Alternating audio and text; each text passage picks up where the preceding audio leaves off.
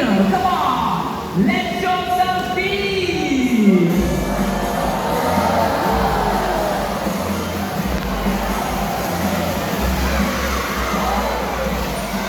And with this streamlined body.